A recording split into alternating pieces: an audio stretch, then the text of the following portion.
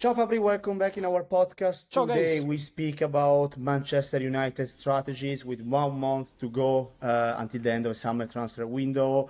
What's the situation of the club? How happy are right now about the top movements? Yeah, let me say that it was not an easy market, of course, with many players to offload. They've been able to find a solution for Marcus Rashford, but in terms of top targets, Man United got two of their main targets, and it's not easy at all to bring in these players. We also saw how long were these negotiations, especially the one for Bryan Mbeumo. So I would say quite satisfied, especially the coach Ruben Amorim also in public mentioned how happy he is with these two important new faces, Cunha and Mbeumo. But it's not over. Of course, Man United have more signings to do, more deals to complete, and so 1 month to go from now on. But for sure, Manchester United believe they did quite a good job so far to improve their squad ahead of new season. The big topic here is Benjamin Sesko. So what's the situation? What can we expect from this deal in the coming days?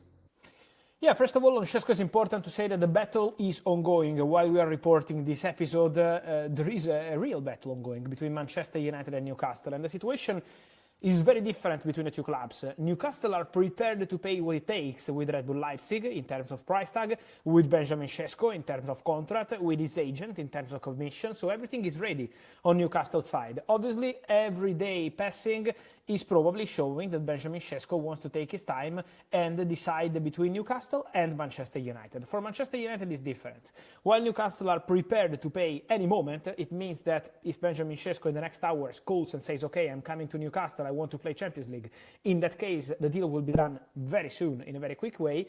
On the other side, for Manchester United, is still at different stages. Man United spoke to Red Bull Leipzig, had a direct contact with the German club. They spoke also with the agents of Šeško, and Šeško is showing that he's open to joining Manchester United, even without European football. So Man United have approached Leipzig to tell them, we are ready to negotiate. We are ready to bid. If Benjamin Sesko wants to join us, we will send you immediately an official bid. This is showing Man United's serious intention, but also how they want to confirm probably to the player how ready they would be, because Newcastle are already prepared to pay. From Man United, there is still a negotiation to do, but in that case, Man United, by contacted Leipzig, is showing Šeško how they would be very ready to enter into action for the striker.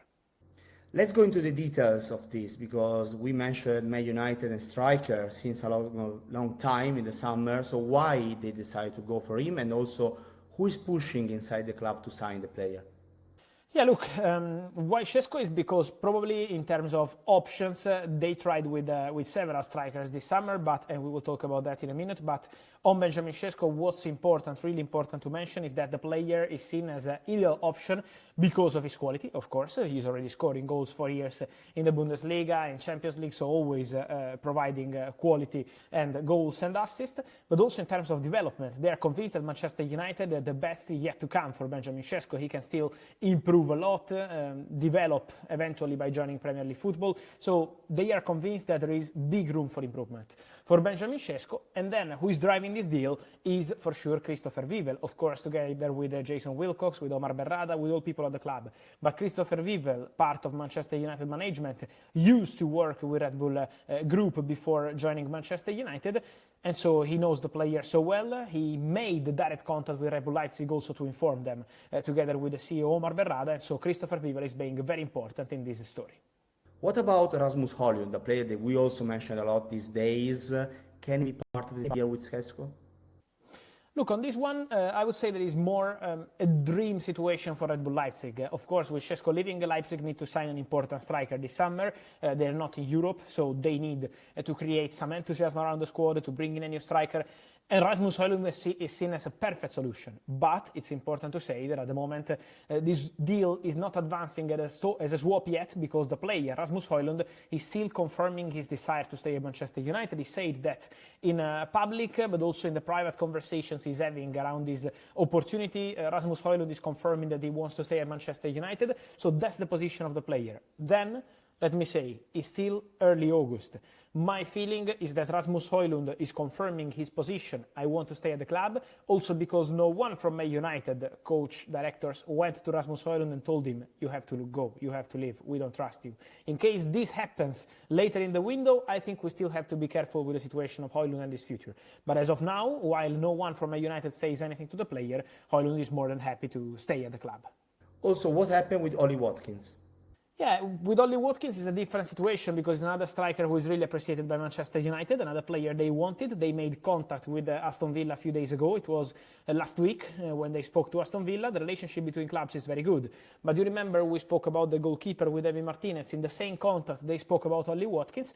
And Aston Villa simply told Man United, we don't want to sell the player. We want to keep Ollie Watkins. We want Ollie to continue with us. There are no strikers in the market. So Villa want to keep Ollie Watkins and don't want to open doors to any sale. Then, you know, it's still early in the sense that there is 1 month to go. Maybe with a crazy proposal, the story could change. But in terms of decision of the club, Villa want to take Watkins. And so it's not easy at all. Probably it's easier to go for Šeško at this stage of the market. What about other strikers? Did the club also try to sign other strikers in the summer transfer window? Yeah, they were offered several strikers, for example, Nicolas Jackson situation, Dusan Vlahovic. These are all players available in the market, so Man United are aware about their situations, but Man United didn't start concrete talks for any of them because, again, their priority in this moment is Benjamin Sesko. And then they had the opportunity in some cases to try hijack the moves of Hugo Ekitike to Liverpool. We also said about Gyökeres and Arsenal, but in those two cases it was impossible really to act because Gyökeres only wanted to go to Arsenal and Hugo Ekitike made a clear decision to go to Liverpool, so it was not possible for Man United to proceed. But let's say that those two were among the options that they considered internally, but they never sent any bid because it was impossible on player side. Jackson and Vlahovic remain on the market. Let's see what's going to happen later this window, but at the moment, again, the main focus for Manchester United and the only focus at striker position as of today is Benjamin Sesko. How is the situation of Alejandro Garnacho evolving in these hours?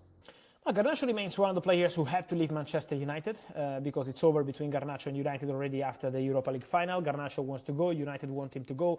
He's not going to be back into the squad, so that's the clear situation. We had rumors about Italian clubs, Saudi clubs, Bayer Leverkusen with Ten Hag. Garnacho wants to play in the Premier League. Garnacho told in a very clear way to Manchester United that his desire is to stay in Premier League and play English football.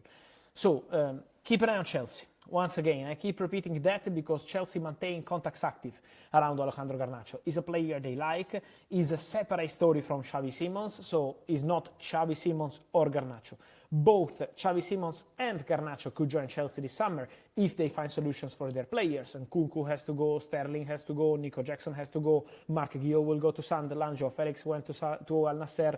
For Sterling, keep an eye on Fulham, and not only. There are several players, also Broja and more, who have to leave the club this summer. And then Man United later in the window can really think about this opportunity to go for Alejandro Garnacho, because I can tell you this, also the player is very keen on a move to Chelsea and having the opportunity to play Champions League football at Stamford Bridge. You mentioned Al Nasser. Antony was also linked to Al Nasser in the last hours. What can we say about that? Yeah, there were reports of a bid from Al Nasser for Antony, but from what I'm told, they didn't send any bid to Manchester United. Man United have not received anything, and also people close to the deal with Al Nasser say that they didn't send any bid. They asked for information for Antony, for sure, but there is no bid at the moment. It's a player they appreciate, but they are not actively working on that. The priority for Al Nasser now is new centre-back. They want to sign new centre-back. They already invested important money up front for a player like Joao Felix. So Antony remains one of the players they like, but there is no bid, no advanced negotiations. And for Antony, keep an eye again on European clubs. For Antony, staying in Europe is probably the best solution from what he says, because there is the World Cup in 1 year, and so to play in Europe could facilitate his access into the Brazil squad with Carlo Ancelotti. And then Betis. Don't forget about Betis, because Antony loved his time at Betis. Betis are still thinking of Antony return. It's not easy financially. It's not an easy or imminent deal, but this feeling, this fantastic feeling between Betis and Antony remains. And so I think that story remains open till another club jumps into it. What about a new goalkeeper? You mentioned before the situation with Aston Villa. Can you bring us behind the scenes of the situation? Yeah, the Man United have basically two opportunities. One is to go for a young goalkeeper. The other one is to go for an experienced goalkeeper. They would have loved to go for Emi Martinez, because they know that El Dibu wanted to go to Man United even without European football. He doesn't care about that. Man United is appreciated as destination for Martinez.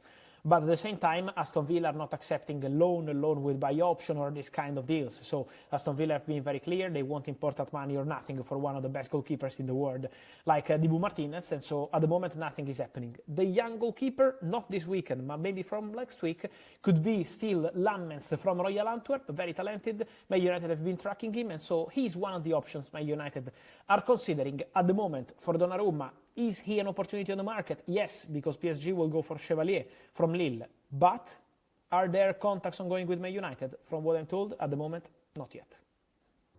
Last one for today is about a potential new midfielder. Can we expect United to sign a midfielder in the coming 4 weeks? Yeah, I think it's a possibility. If there will be the right opportunity on the market, if Man United will have already found solutions for all the players they want to sell or offload, I think there is a chance for them, after the striker and maybe the goalkeeper, also to consider a new midfielder. That's a serious possibility, that's a serious opportunity. So let's follow that one. I can give you one secret. Man United at the beginning of the window, end of May, start of June, considered the opportunity to go for João Palhinha, who is Portuguese, like Ruben Amorim. He knows the player so well. Now Palhinha is going to Tottenham on loan deal with 30 million euros by option. Man United decided to go eventually for a different player, less holding defensive midfielder, still defensive but with more intensity in their vision. So let's see what's going to happen and what kind of opportunities there will be on the market. Thank you, Fabri, for today. Talk to you soon. Thank you. Ciao, guys.